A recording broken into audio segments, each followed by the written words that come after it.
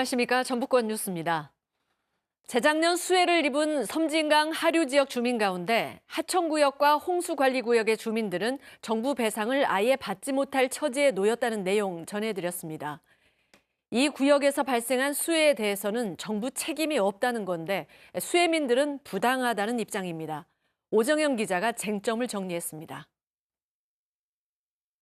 정부가 환경분쟁조정위에 제출한 의견서.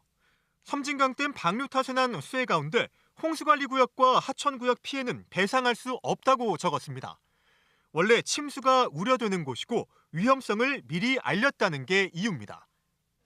정부의 이 같은 이의 신청이 받아들여지면 수해로 한 해 농사를 날린 윤재창 씨는 온전히 배상받을 수 없게 됩니다.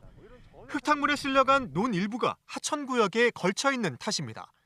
하지만 한꺼번에 물에 잠긴 땅을 칼로 자르듯 일부만 배상해서 빼겠다는 걸 윤 씨는 납득하지 못합니다.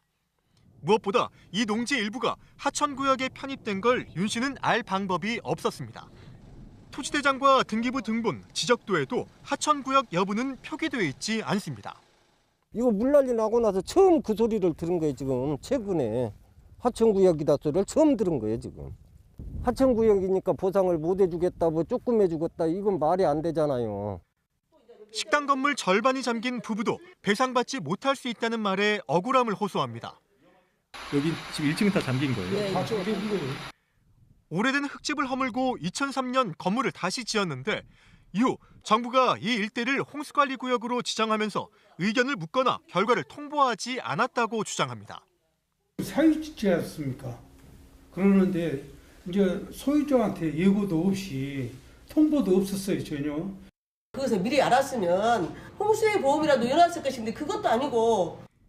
개인의 땅을 관리구역으로 지정하면서 충실히 고지했는지가 쟁점입니다.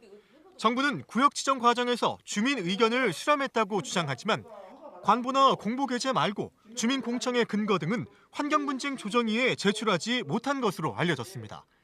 실제 남원과 전남 곡성 일대 하천구역과 홍수관리구역에서 난 피해 89건 가운데 구역 지정을 수해민이 알고 있었던 사례는 13건에 불과했습니다.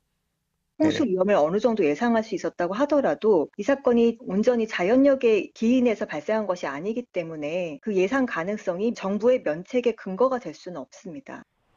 하천구역과 홍수관리구역의 수해배상 배제가 부당하다는 목소리가 커지는 가운데 환경분쟁조정위의 결정은 이달 말쯤 나올 예정입니다.